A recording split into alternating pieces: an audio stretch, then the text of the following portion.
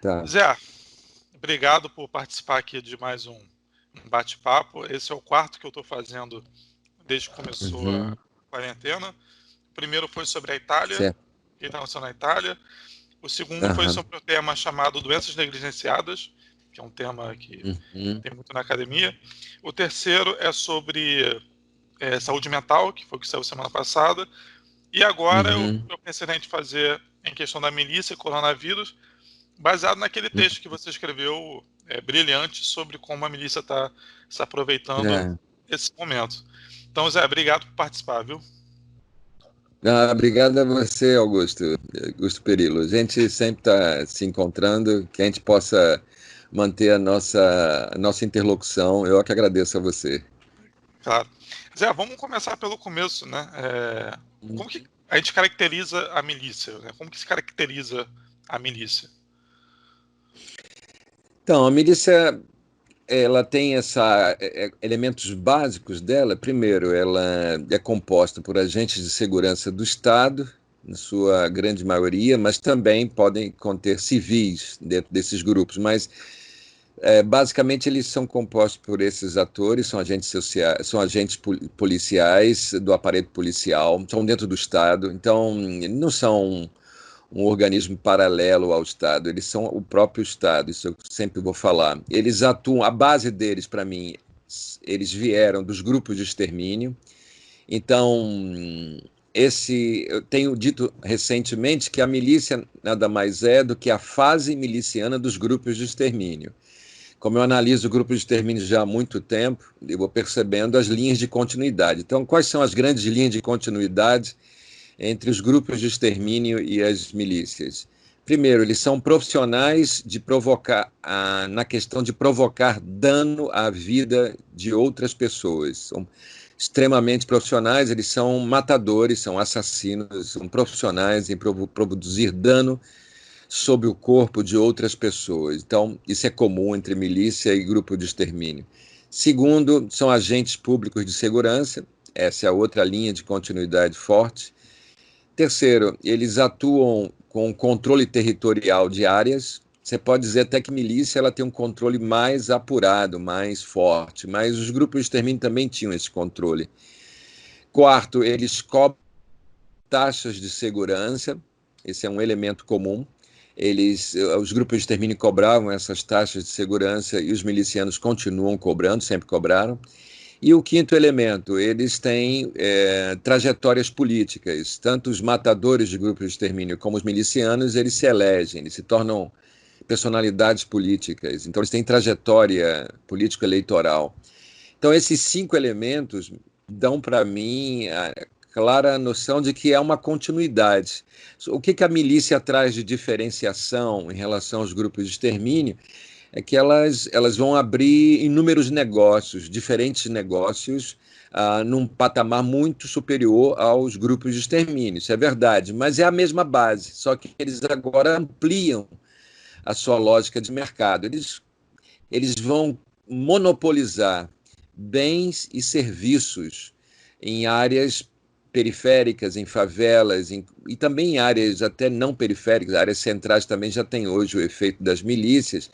Eles vão, como eu já falei, cobrar taxa de segurança dos comerciantes, eles vão ter o monopólio da venda de gás, de cigarro, venda de água, venda de combustível adulterado, que eles roubam e adulteram e vendem. Eles vão vender cestas de alimentação, cestas básicas, cesta de carne. Eles vão vender terrenos, isso é muito forte na Zona Oeste, mas também na Baixada é muito forte a venda de terrenos. Vão vender imóveis, vão vender o serviço de Gatonete, que é um serviço de acesso a TV a cabo. Enfim, e também em relação ao coronavírus, eles estão hoje com vínculos também em relação aos serviços públicos de saúde e também aos serviços de funerários. Então, eles têm controle também sobre isso. Eles vendem acesso da população a consultas médicas, acesso a exames médicos, realização de exames nos hospitais públicos, E eles também controlam a questão dos enterros, dos documentos, das funerárias, eles também têm vínculo com cemitérios, então eles também vão estar atuando nesse campo, e também como serviços que eles passam a manipular. Eles também chegaram, e fazem isso ainda, a controlar, por exemplo, empregos de empreiteiras que estão construindo o Comperj, lá em Itaboraí. Eles controlam quais são os trabalhadores que podem ter acesso a esse emprego, junto com as empreiteiras. Então, eles exigem pagamento para que a pessoa possa ter acesso a esse emprego. Então, a milícia, na verdade, ela vai se valer dos vários serviços urbanos, dos vários bens que o mundo urbano demanda e precisa, e eles vão começar a controlar, monopolizar e estabelecer de forma militarizada a imposição desse monopólio, de tal forma que se você for romper com esse sistema que eles montam, você vai ser atingido pelo poder deles, você pode ser facilmente vitimado, ferido ou mesmo morto a partir da ação desses grupos contra você. É assim que é a lógica da milícia. Zé, a milícia, desde que ela se consolida, ela atua da mesma forma ou teve alguma mudança na sua forma de atuação a partir de algum marco histórico? Sim, eles estabelecem mudanças. Eles foram mais ostensivos, mais de forma expansiva e ampla até 2008, que a gente considera um marco, que em 2008 ocorrem dois grandes acontecimentos. Um deles é o sequestro e a tortura de jornalistas do jornal O Dia pela milícia que atuava no Batã, que é uma favela ali na zona oeste do Rio de Janeiro, perto de Realengo. E nesse mesmo ano ocorre... Né? Que o filme Tropa de Elite retrata, né? O Tropa de Elite retrata de uma forma meio ficcional, mas no filme os jornalistas são mortos, né? Isso. São assassinados. Na vida real, os jornalistas não foram mortos. Um deles, o Newton Claudino, é o que sobrevive, ele e uma outra repórter sobreviveram. O Claudino tem declarações sobre o que ele sofreu, a forma como ele foi tratado. Ele diz que ele morreu ali. Ele foi morto ali e que, de certa forma, o filme retrata essa morte dele, ele trata dessa maneira, psicologicamente falando. E o outro fenômeno que ocorre em 2008 é a CPI das milícias, onde Marcelo Freixo, do PSOL, deputado estadual do Rio de Janeiro, foi o relator. Então, esses dois eventos, em 2008, produzem um efeito sobre a atuação da milícia, que desde 2008, então, a partir de 2008, começou a atuar de uma forma mais, digamos assim, mais recuada, mais baixo perfil, sem grande exposição, sem grande ostentação da sua forma de atuação. Isso ocorre, esse momento vai surgir nessa época, de 2008. Isso, ao meu ver, vai até 2018. Aí você tem o evento do assassinato da Marielle, e aí você tem também uma expansão significativa a partir de 2018 das milícias.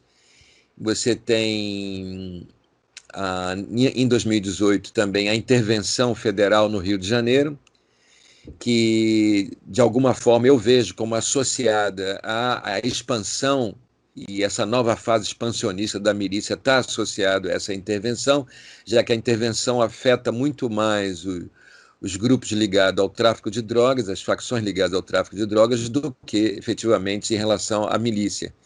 Eles fazem uma operação mal sucedida em Santa Cruz, num baile que estava sendo realizado, numa festa, prendem 153 pessoas.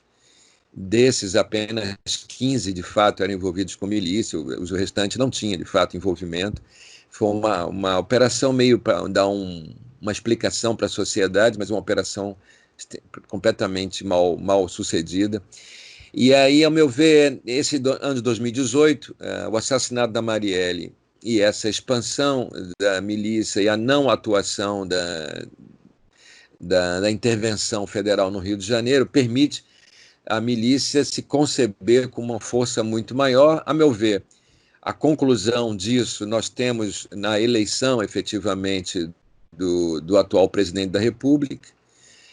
Os vínculos da família dele, principalmente do Flávio Bolsonaro, com as milícias, é um vínculo histórico. O próprio presidente da República tem declarações de apoio a policiais que tinham envolvimento com a milícia nesse momento, tem declarações de apoio, tem apoio a condecorações e homenagens que esses milicianos receberam na Assembleia Legislativa do Rio de Janeiro, pelas mãos do filho, né, do Flávio Bolsonaro. E nós temos aí toda uma construção ideológica, discursiva, que favorece muito as milícias. É o discurso do bandido bom e bandido morto, o discurso que o policial tem que matar sim, o discurso de que você tem que aumentar o armamento e as pessoas têm que se armar para poder se proteger, o discurso bélico, né? O discurso de aumentar a violência para combater a violência. Tudo isso está sendo construído nesse momento político, e a vitória do Bolsonaro, dos seus filhos e desse conjunto da extrema-direita que ascende ao poder nesse momento, é um momento onde nós temos a consolidação de uma proposta política voltada para o fortalecimento do discurso miliciano, o fortalecimento da trajetória, inclusive, de milicianos, politicamente falando. Essa trajetória ela vem tendo ascensão, ela vem tendo ampliação desde 2018. Então, você tem 2019 como um ano marcado pela ampliação dos confrontos, as mortes cometidas pelo aparelho policial aumentou-se, essas mortes aumentaram muito no Brasil como um todo, Rio de Janeiro principalmente, vem na cabeça do processo de aumento da letalidade policial. Você teve no caso do Ceará a constituição de grupos de policiais que fizeram uma greve baseada na estrutura da violência, eles não revelavam seus rostos, eles atuaram nessa greve de forma armada, eles inclusive atuaram atirando em pessoas, no caso que foi o Cid Gomes, que é ex-senador, foi atingido. Você tem toda uma estrutura de organização que fortalecia personalidades políticas vinculadas ao aparelho policial que se elegeram ali né, no Ceará. Então, tudo isso começa a se encaixar. Você tem a morte do Adriano Magalhães da Nóbrega, na Bahia, numa operação suspeitíssima, onde uma operação de 1 ano de investigação resulta num confronto e morte do Adriano, que era um homem-chave, uma pessoa que teria muitas informações. Enfim, os celulares que foram apreendidos com ele, 13 celulares, hoje se encontram na mão do Wilson Witzel, da Polícia do Rio de Janeiro, e nós não temos qualquer informação sobre o conteúdo desses celulares, algo que já há muito tempo já poderia ter sido revelado, porque é algo facílimo de você identificar com quem ele falou, quais são as mensagens, tudo isso. Mas isso hoje está, a meu ver, isso hoje se encontra num jogo político entre o Witzel e Bolsonaro. É um jogo de interesses aí, de composição política eleitoral, mas tudo isso suspenso pelo fenômeno da Covid, né, do Covid-19, do coronavírus, que hoje afeta toda a população e suspendeu. Nós estamos numa sociedade em suspenso. Mas essa suspensão da sociedade não elimina a base na qual ela está calcada. Então, a base miliciana que eu estou relatando para você, que ao longo do tempo foi sofrendo modificações, essa base ela existe, ela é real. E ela, mesmo numa situação suspensa, ela faz parte e ela é acessada. Veja você, semana passada, o próprio ministro da Saúde, Luiz Henrique Mandetta, declara publicamente que vai estabelecer diálogo com o tráfico de drogas e com a milícia para poder fazer operações em favelas que tragam benefício para a população, que possa ajudar na contenção do coronavírus. Então, imagine agora você todo esse cenário É um cenário suspenso, mas é um cenário que lança a mão da realidade. Então, essa milícia, ela está presente, ela está sob várias formas. Ela hoje ela é muito mais ostensiva, ela hoje tem muito mais poder político, essa milícia. Ela hoje conta, inclusive, na zona oeste do Rio de Janeiro, a presença de civis dentro da milícia tem crescido. O principal líder da milícia na zona oeste, chamado Eco, ele é um civil e se atribui a ele toda uma lógica de civilismo, né, de entrada de civis dentro da lógica da milícia aqui na Zona Oeste. Uma das maiores milícias que hoje se expande sobre a Baixada Fluminense. Então, a meu ver, essas várias fases da milícia não expressam a sua redução, a sua obstrução, o seu impedimento, a sua redução dentro da lógica política, econômica, que a sustenta. É o contrário. Estou falando para você de mudanças que trouxeram a ampliação, o fortalecimento, a consolidação e hoje a expressão dessa milícia, de tal forma que ela, inclusive, vira um ator social dentro do combate do coronavírus propalado pelo Ministério da Saúde. Por maior contradição que isso seja, já que ele é um ministro de um presidente da República que se elegeu dizendo que bandido bom é bandido morto. Claro que, por mais que o discurso dele seja esse, na prática, as milícias têm se expandido, por mais que elas sejam grupos criminosos. Se expandem porque elas se propagam, assim como o vírus se propaga no ambiente propício, a milícia, na sua dimensão viral, ela se propaga a partir de apoios políticos, apoios que, mesmo que não sejam explícitos discursivamente, mas também o são, porque há um histórico de declarações dessas pessoas que hoje estão no poder. Essa milícia ela se propaga, ela tem crescido e ela hoje é considerada um ator político, inclusive pelo próprio governo, que diz que você tem que... Na verdade, se o discurso do Mandetta fosse sincero e de acordo com o discurso do chefe político dele, ele falaria apenas em lançar mão de diálogo com a milícia, né? Esse seria o discurso politicamente correto pelo lado desse grupo que está no poder, já que o tráfico para eles são aqueles que têm que ser mortos, né? A milícia não, a milícia é aqueles que têm que ser protegidos. Então, na verdade, essa situação toda que nós vivemos, ela está suspensa, ela suspende as dimensões sociais do cotidiano que nós vivíamos, mas, por outro lado, ela ainda mantém as conexões com essa realidade, e essas conexões são em contração da condução desse momento que nós estamos vivendo, né? E é assim que eu tenho visto. Mas você acha que a milícia hoje, ela precisa do bolsonarismo para avançar, ou ela já tem um projeto consolidado que não necessariamente precisa mais do presidente nem do governador? Eu acho que sim, eu acho que os dois hoje eles são fundamentais um para o outro. O Bolsonaro ele expressou na sua vitória uma possibilidade real de poder para esse grupo, para o grupo miliciano, não só para o grupo miliciano, amplia um pouco mais esse leque. Você, ao constatar, por exemplo, a presença de membros das Forças Armadas, de militares em si, no governo Bolsonaro, você percebe que aí também há um projeto, há uma possibilidade de projeto político que começa a ganhar fôlego e ascender no Brasil. Então, ao meu ver, militares e membros das Forças Armadas, policiais do aparato policial do Estado, da Polícia Federal, Polícia Estadual, Polícia Militar, Polícia Civil, aonde você tem a presença de milicianos nesse aparato. Então, todo esse conjunto das forças ligadas à segurança pública, esse conjunto, vários elementos, eu não digo ele como um todo, digo que vários elementos presentes nesse conjunto que eu estou citando, conjunto da segurança pública, algo bem, digamos assim, genérico que eu estou falando, tanto na sua face legal como na sua face ilegal, que é a face miliciana, eles viram na vitória de Bolsonaro uma possibilidade de projeto político, isso está claro.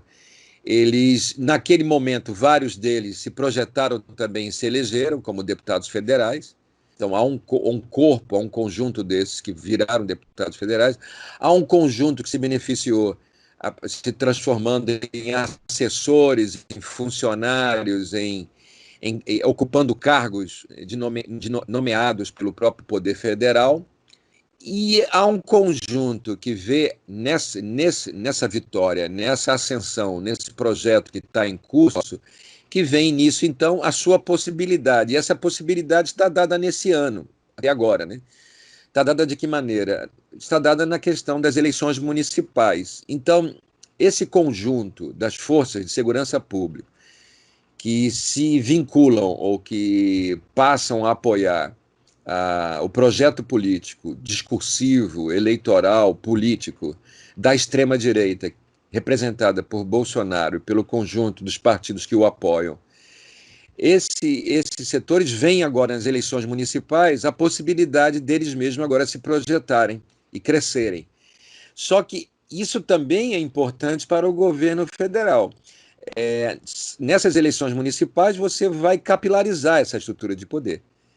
Então, o governo federal vê a vitória possível nas eleições municipais como uma jogada decisiva para as próximas eleições federais de 2022.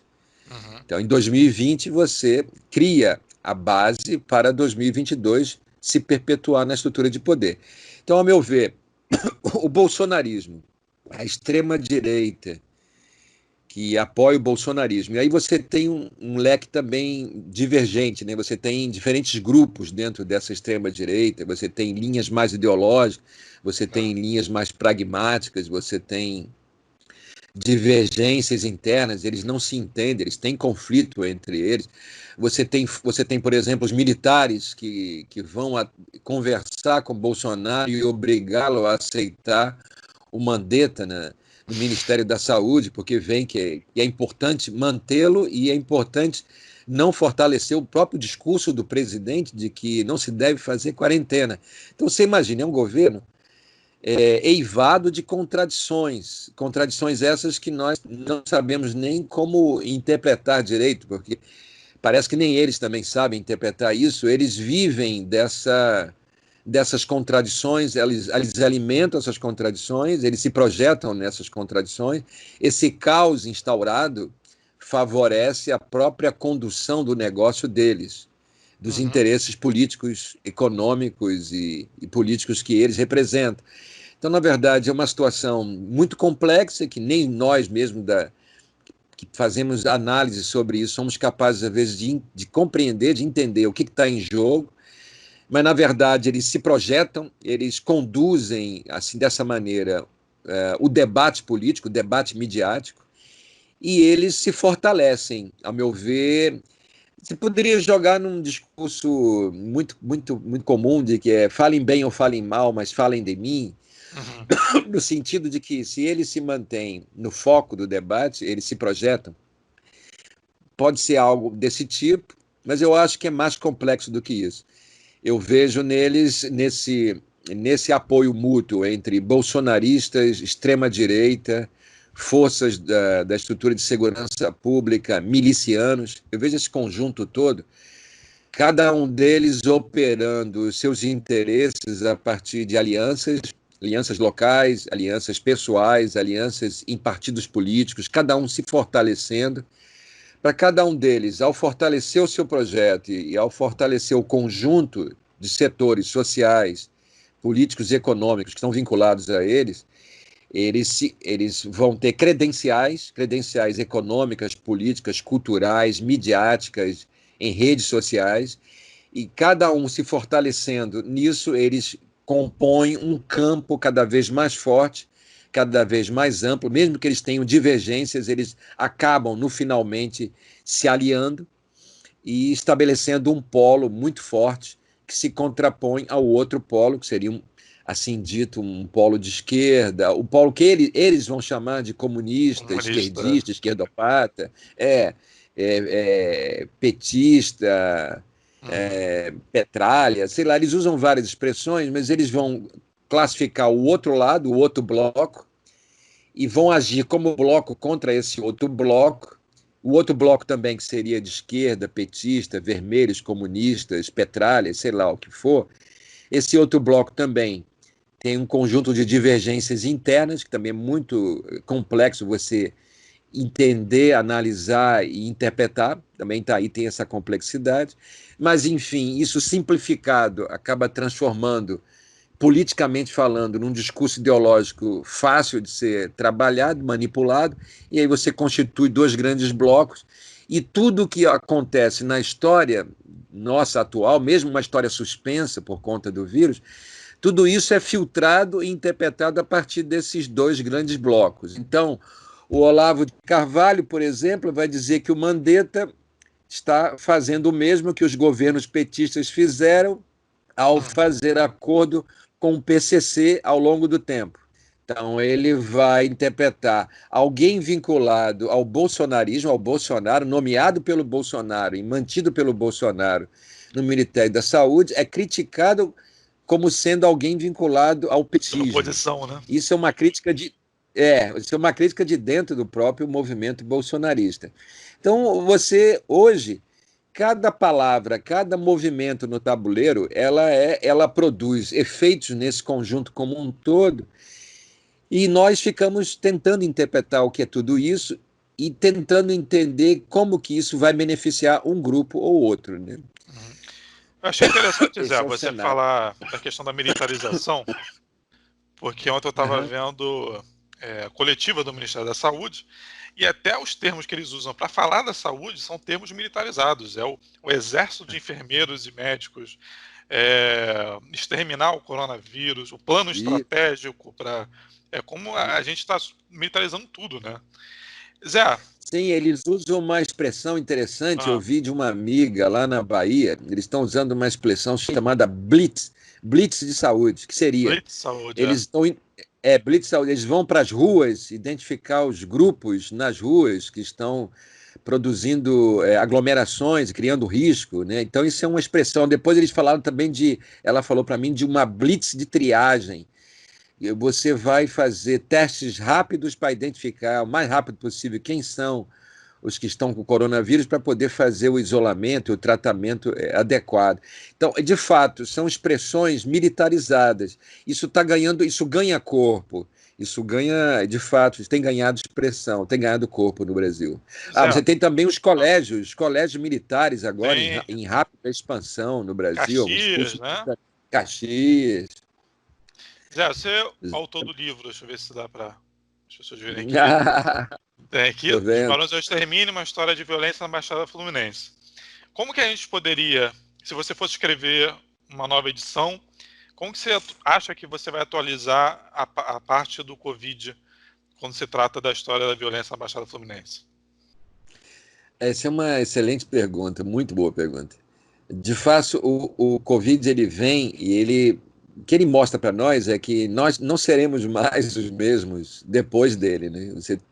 Nós teremos que construir outras formas de relação social, outras bases no nosso comportamento.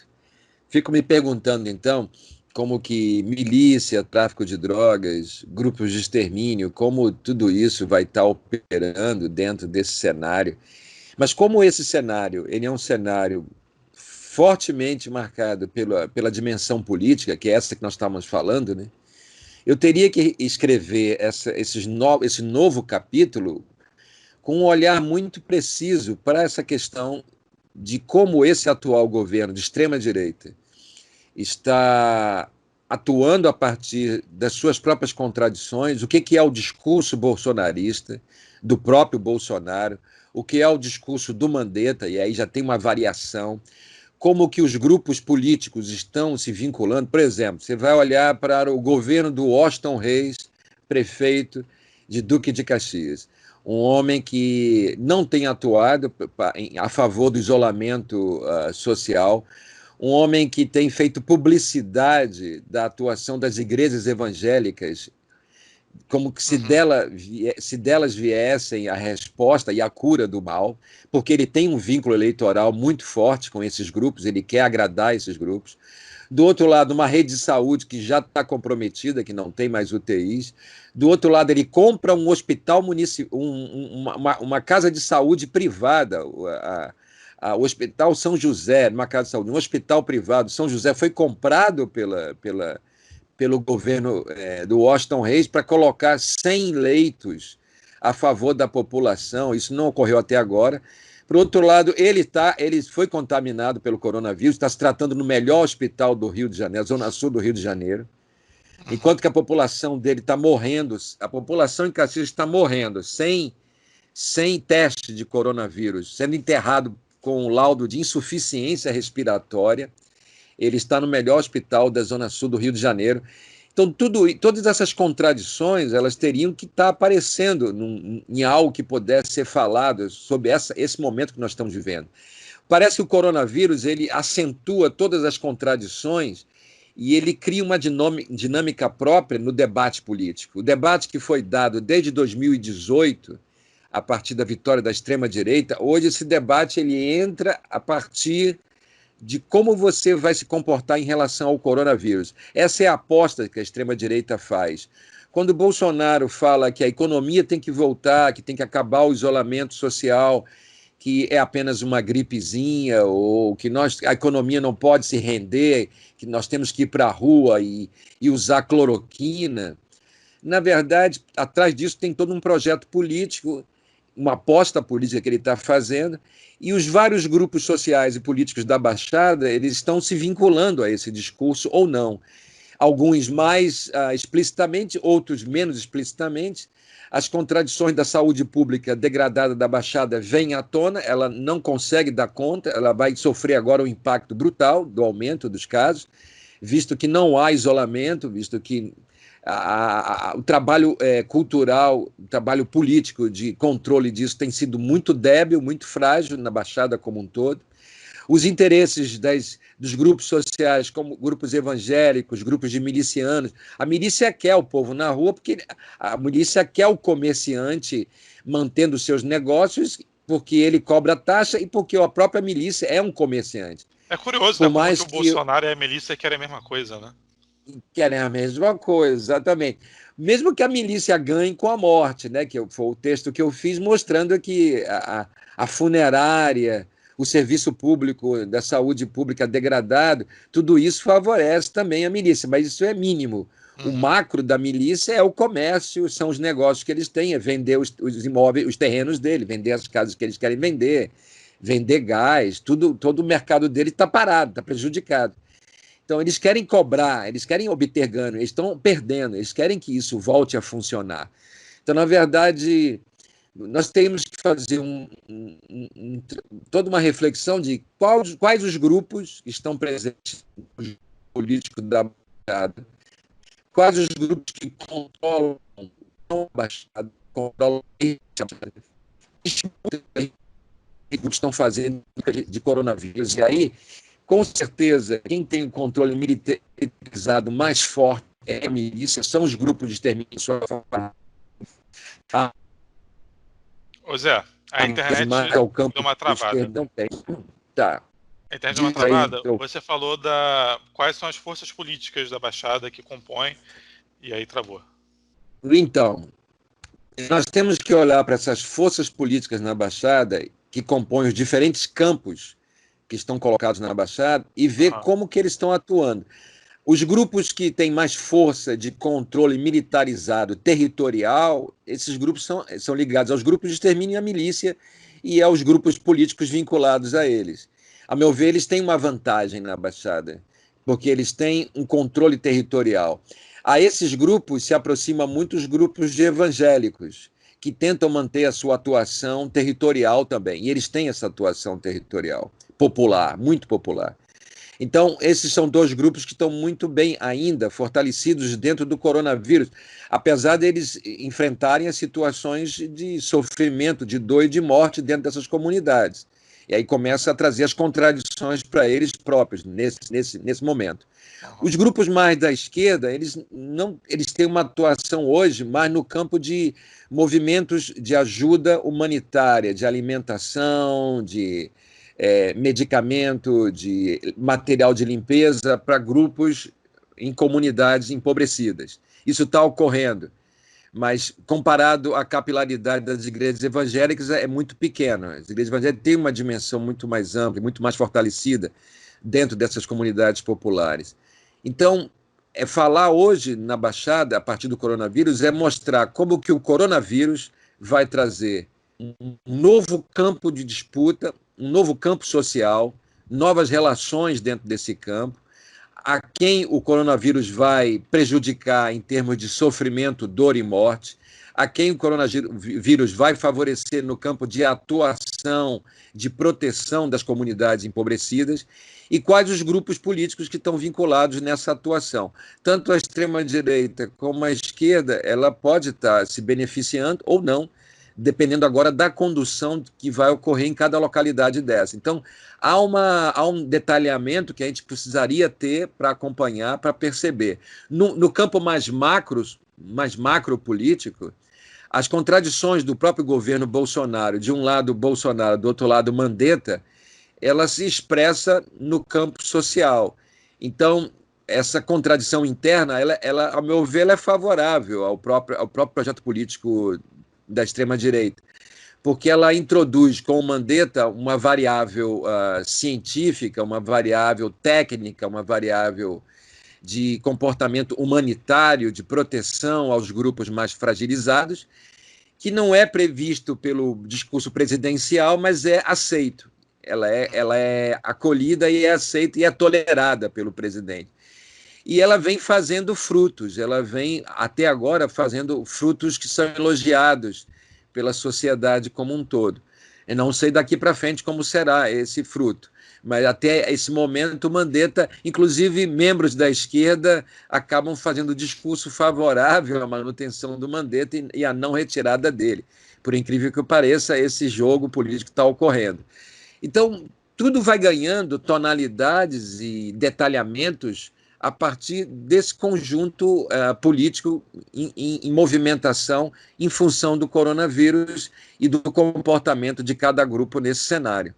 E, a meu ver, a sociedade que nós tínhamos anteriormente, ela ainda está mantida, os vínculos desses vários grupos que atuam nesse momento do coronavírus, esses vínculos são mantidos com essas bases políticas, sociais, eleitorais, econômicas, e nessas bases a milícia tem uma importância significativa, domina territórios, e eu acho que o poder da milícia está colocado por esse domínio territorial e pela aliança, muitas vezes, que essa extrema-direita, e a milícia faz parte dela, alianças que vão ser feitas com as classes populares, principalmente aquelas vinculadas aos grupos religiosos evangélicos pentecostais. São os grupos que mais se aproximam desse discurso. Né? Zé, acho que para a gente concluir, porque a gente já está, acho que 40 avançou minutos. Muito. Não, tá ótimo. Acho que para concluir, a gente podia fazer um exercício aqui de uma não futurologia, mas pelo menos de apontar caminhos de como poderia ser uma saída desse cenário. Por que eu falo isso? Parece, muitas das vezes, parece não, é verdade que a esquerda perdeu uma utopia, né? Perdeu o caminho. Sim.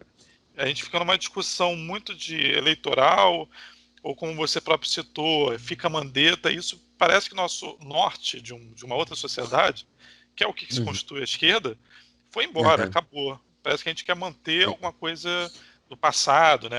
A gente vê o conservador, a gente quer conservar algo que não existe.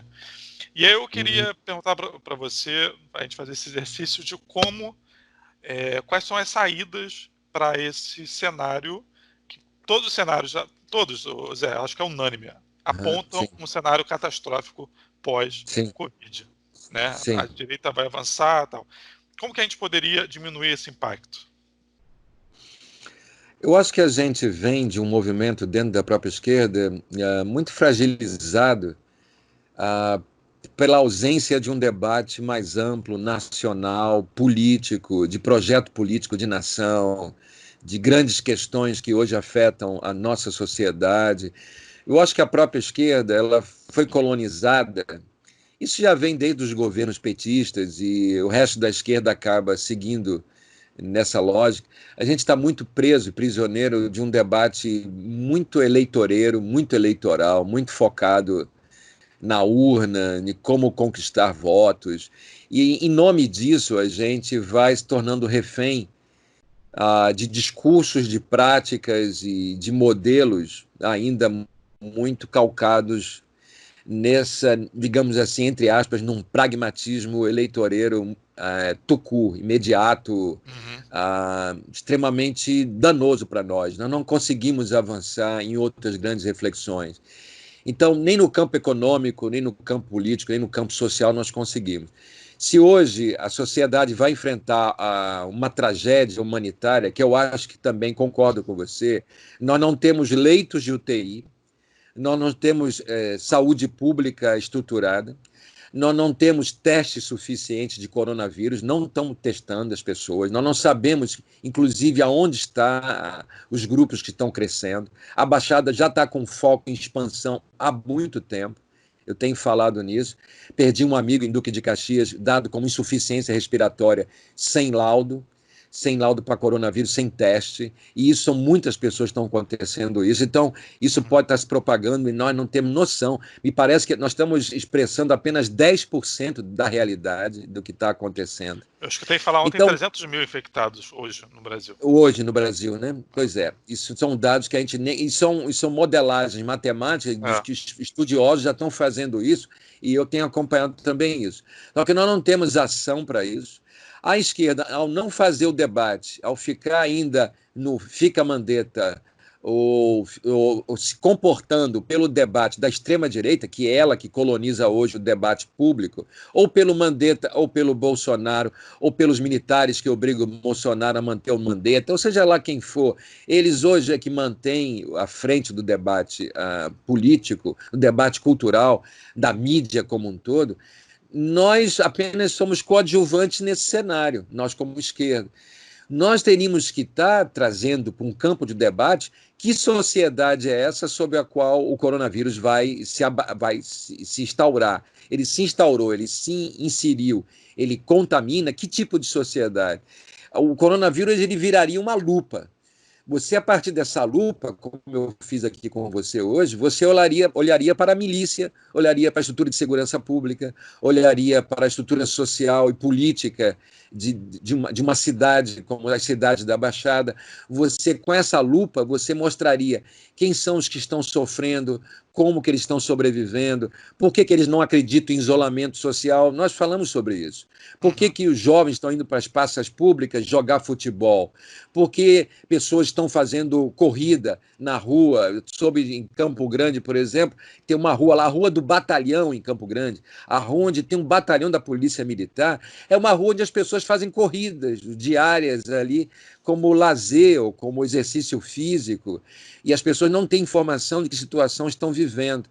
Por que nós, como esquerda, teríamos que estar numa frente muito mais ampla de ajuda humanitária, de debate sobre os grandes temas da sociedade brasileira, de usar do coronavírus como uma lupa para desmontar, desconstruir essa sociedade e, a partir daí, pensar projetos de nação no pós-coronavírus, ou agora, nesse momento. Nesse momento não consegue, porque nesse momento o jogo político está dado e você vai enfrentar o coronavírus com o que você tem. E o que nós temos é muito pouco, é muito frágil. Nós vamos ser tragados, com certeza, por uma dimensão de morte, de contaminação, de sofrimento muito maior. De morte de pessoas que nem estão com coronavírus. Ontem um amigo estava tentando suturar um amigo dele que levou um corte no pescoço para uma linha de pipa. As pessoas estão soltando pipa, pô, é férias. As pessoas não sabem o que vão fazer. E aí ele cortou o pescoço, ele estava de moto, parece que cortou, ele foi para um primeiro hospital, não tinha agulha nem fio de sutura, ele teve que ir para um outro hospital, porque há um colapso da rede de saúde por conta agora do aumento dos atendimentos. Não há funcionário para atender, porque os funcionários da saúde estão se contaminando também. Então você não tem. Então isso tudo vai colapsar. O que sobreviver a tudo isso é o que nós temos que fazer um exercício do que vai sobreviver e como, a partir da sobrevivência em tudo isso, fazer uma análise do país e ter um norte político que não seja um norte conduzido pela extrema-direita, que é o que ela faz hoje. Ela nos conduz. A extrema-direita hoje conduz e pauta o que a mídia discute e o que a esquerda discute. Nós não temos força de nos projetar em termos de reflexão sobre isso. É isso que eu acho que a gente teria que fazer agora, teria que ter essa força, teria que ser capaz de fazer esse movimento. Infelizmente, nós não estamos. Eu acho que porque nós nos reduzimos muito a uma dimensão eleitoral. Os eleitos do PSOL, do PCdoB, do PT, sei lá, os eleitos hoje, eles são os que conduzem o debate político nacional. Eles são as grandes figuras que nos colonizam hoje. E não o movimento eu não social, vejo né? eles... no campo social, eu não vejo que eles queiram expandir e ampliar esse debate. Eles ainda estão colonizados por esse eleitoralismo, né? Ele nos coloniza, eles estão nessa dimensão. Então, nós temos que romper com essa dimensão, nós temos que criar uma outra identidade política, construir forças políticas capazes de ir para o território também, disputar território, que é muito difícil em época de coronavírus. Nós temos que nos repensar como um grupo político nesse momento. E a quarentena serve para isso, né? Serve para você refletir mais, pensar mais, amadurecer, sentir, ter mais sensibilidade para a realidade que nós estamos vivendo, meditar mais sobre ela. Eu acho que nós ainda estamos muito presos nesse conjunto nessa bolha de dois polos, extrema-direita e esquerda. Nós estamos ainda presos nisso, não somos capazes de ultrapassar e avançar em outros debates muito, muito decisivos para o nosso futuro. Nós ainda estamos amarrados ainda. Zé, e é muito bom ter você do nosso lado com essas reflexões. Queria agradecer esse papo, acho que foi muito rico. Tem alguma pergunta que você gostaria que eu fizesse que eu não fiz? Não, eu tô agora tentando escrever, foi solicitado uma reflexão sobre essa posição do Mandetta. Eu fiz aqui alguns comentários com você, mas daqui a pouco vai sair um artigo mesmo tentando mostrar o que está por trás dessa afirmação do Mandetta que ele fez, né, de dialogar com o tráfico e com a milícia para poder fazer uma ponte com a saúde, com a vida das pessoas. É muito Que engraçado, né? esse discurso Porque a coletiva, muito eu vi na engraçado. coletiva, ele falou em direitos humanos. Eu falei, não, tá no governo Exatamente. errado, né? Mas eu vou estar comentando isso dentro disso que eu acabei de falar com você. Como é que somos nós nesse cenário todo e como é que socialmente cada palavra, cada fala dessa que surge para nós, quais são os grupos que estão disputando, contestando, disputando, e como é que nós nos comportamos frente a tudo isso? Como nós vivemos hoje, a partir do coronavírus, uma mudança de comportamento nosso mesmo, né? E nós mesmos não sabemos o que é isso tudo. E aí tem o Fica Mandetta, tem o pessoal que vai lembrar, não, Mandetta é o cara dos planos privados de saúde, é o cara da Unimed, é o cara que desmontou o SUS, né? Tem os que vão lembrar isso, mas que vão ser silenciados, dizendo, não fala isso porque você está prejudicando, pode morrer mais gente se ele sair. Então, que situação limite é essa que nós estamos? Então, eu vou tentar fazer uma reflexão sobre tudo isso, em que ponto nós chegamos, né? Então, mais para frente, eu vou publicar, deve sair para uma revista na área de ciências sociais, eu devo compartilhar com você, com os demais, para poder depois estar, de repente, avançar. Eu acho que eu mesmo não sou capaz hoje de fazer uma reflexão mais consolidada sobre tudo isso. Tem um amigo meu que é da biologia aqui na Rural, é o Hélio. O Hélio é herpetólogo. Herpetólogo é o pessoal que estuda répteis e anfíbios, né? Ele é um biólogo no campo científico. Ele quer fazer agora um artigo, ele pediu ajuda, então eu estou nesse movimento dele. Ele quer fazer um grande artigo onde as várias áreas das ciências dentro da universidade pensem a questão do coronavírus. Então, existe isso é uma dica para você, talvez, talvez ampliar o debate do coronavírus para várias áreas de conhecimento. No caso dele é um biólogo, mas aí você tem o pessoal da matemática. O pessoal da matemática está fazendo as modelagens, né? As modelagens.